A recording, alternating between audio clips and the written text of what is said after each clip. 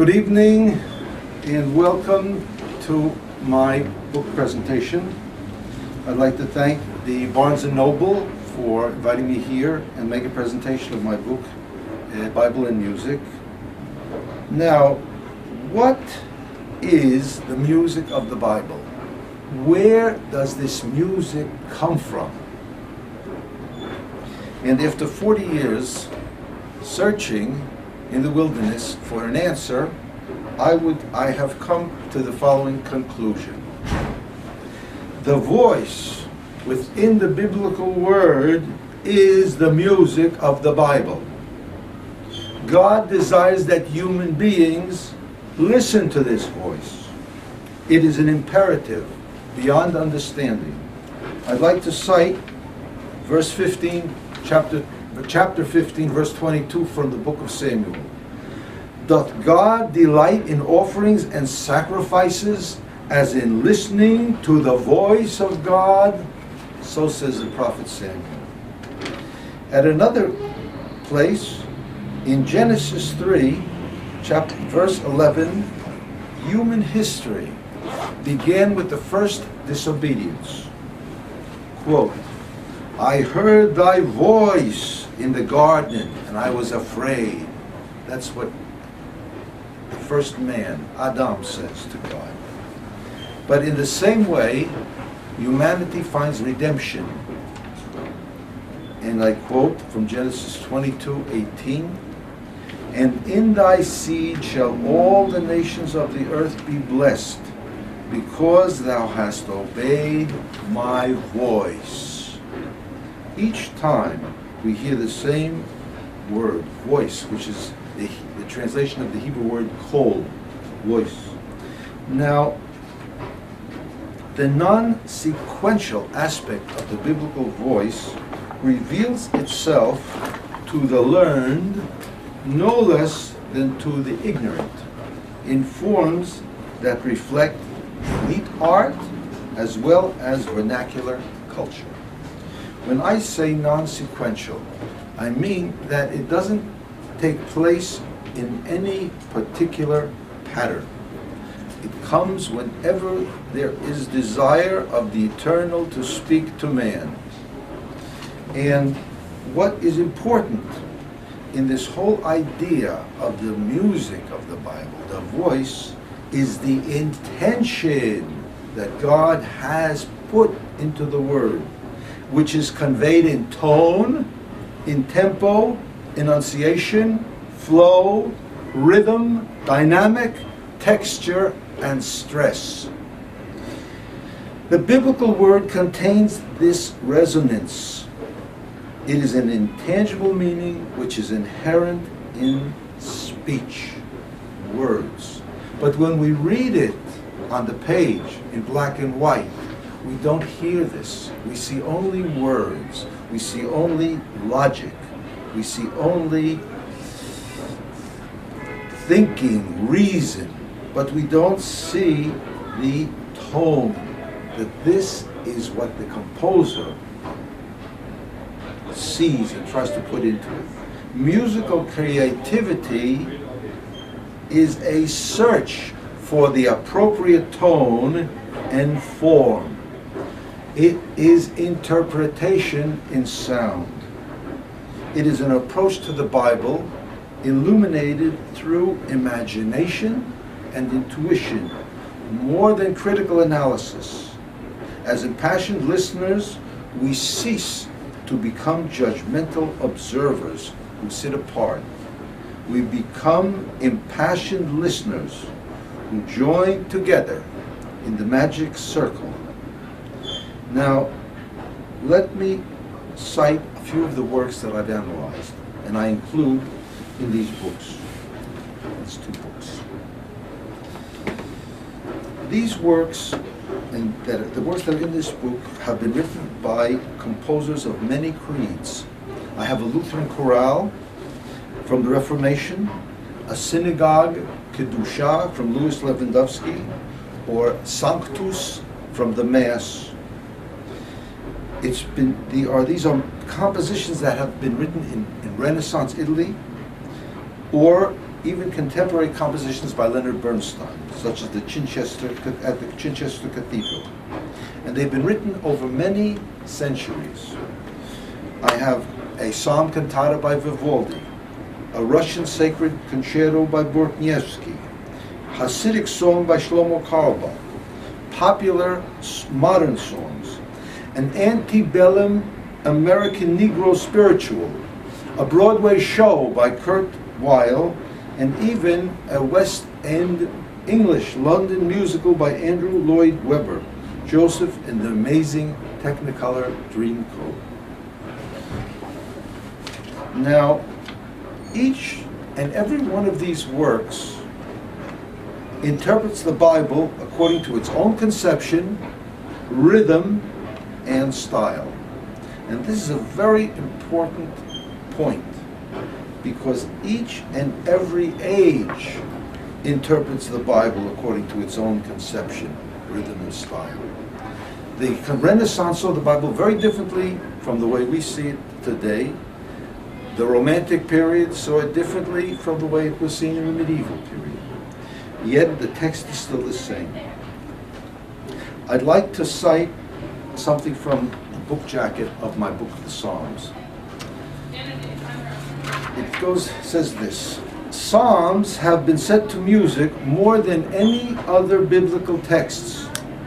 Their embodiment in music is the veritable bedrock upon which was erected the edifice of Western music. In all eras, whether chanted, sung, or declaimed in elaborate settings for choirs and instruments, never far away lurked images of King David, the psalmist, temple service, sacred singers, pilgrims, and angels engage in acts of divine adoration. Now, I'd like to present a few examples that will illustrate what I've just said.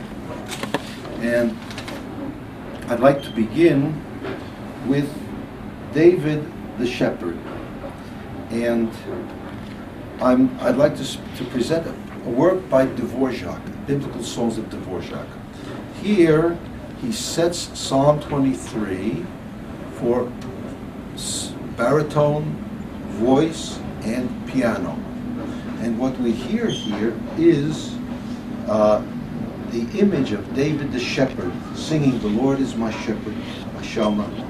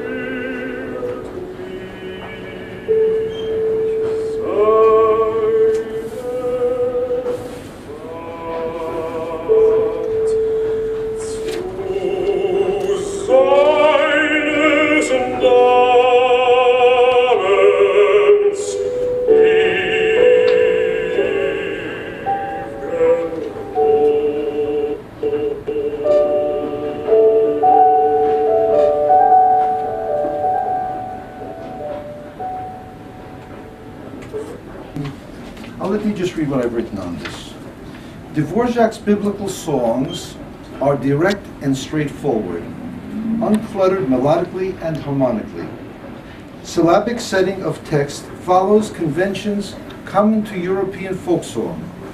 Simple triadic harmony and supportive chordal textures in the piano evoke pictorial images suggested by the psalm. Touches of melodic pentatonicism, sometimes attributed to the influence of American Negro spirituals, are also evident. Pentatonicism, however, is not exclusive to the Negro spiritual. It appears in native Czech folk idioms as well. Yet for all this, these are art songs, not folk songs. Each is scrupulously crafted. No two phrases are exactly alike. Dvorak lived in the last decade of the 20th century in New York. He was a head of a conservatory of music, and he wrote these songs in around 1895 while he was in New York, traveling between New York and the Czech community in Iowa. So in this song, I don't know if you remember it, but at the very end, you hear this little thing in the piano.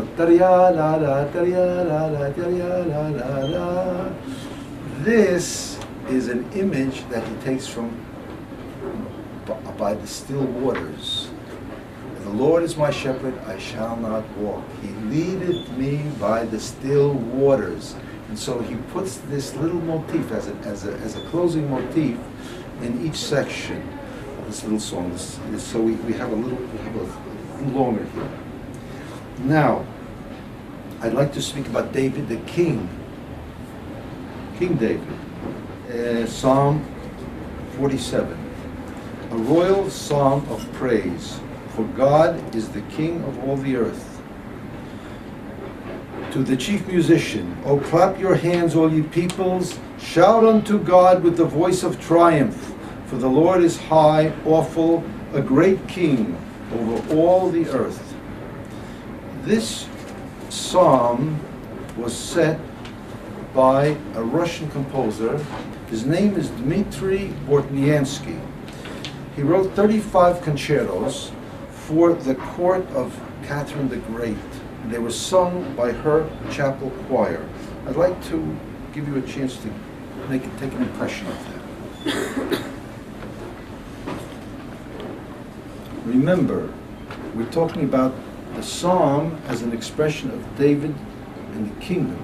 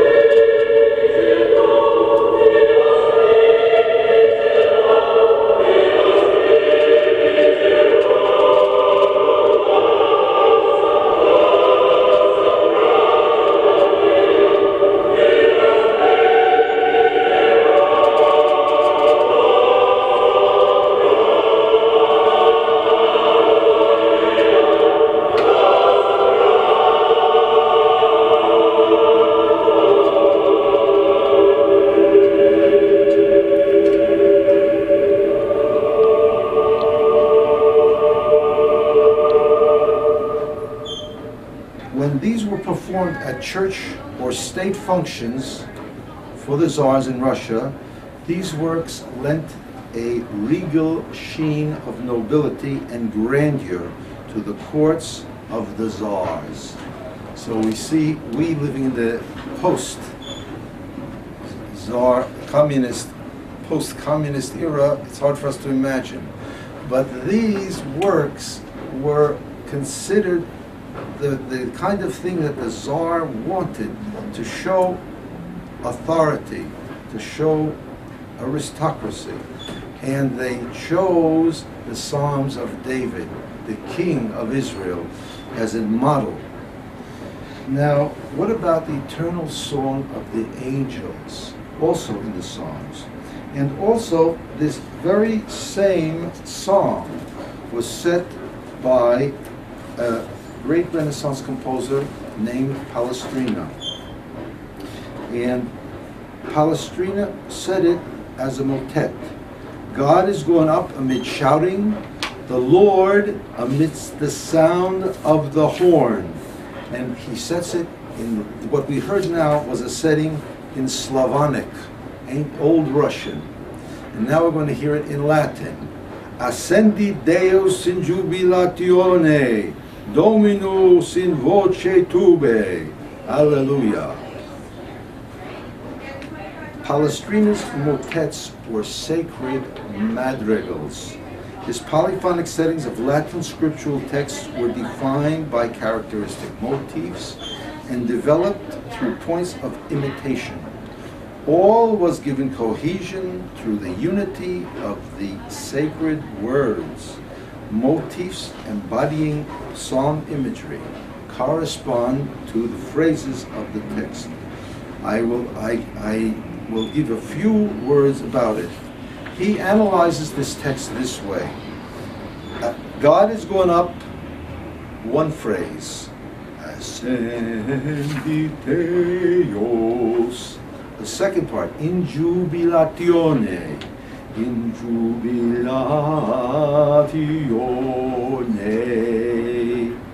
The Lord,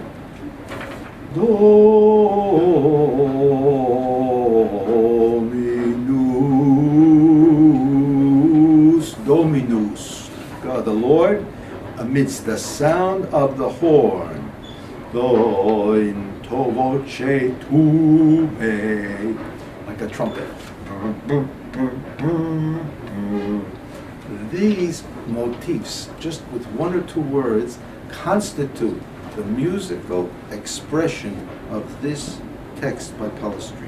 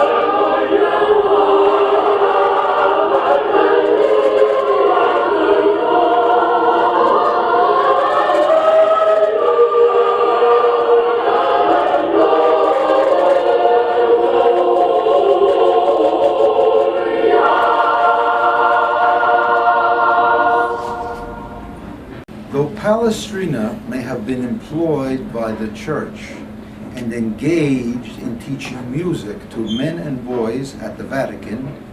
His soul is in the spheres, contemplating the heavenly hosts and creating for a choir of angels. The effect of this music on the listener is as if to peer in upon the seraphim absorbed in the act of divine adoration. This is Palestrina. And this is the reason why the Catholic Church has made Palestrina the Prince of Music. And we study his music to this day in the conservatories of music to find out what is the perfect style of music, because he was inspired. Now I'd like to speak about something, close my lecture, on something that has to do with Boston. Because we're in Boston, and we're in the land where the Pilgrim's Pride and the Puritans. And I'd like to speak about a tune that you all know. It's called the Doxology, or Old Hundred. They sing it in church every Sunday at many of the churches here. The last psalm I'd like to say is a psalm that was written in England.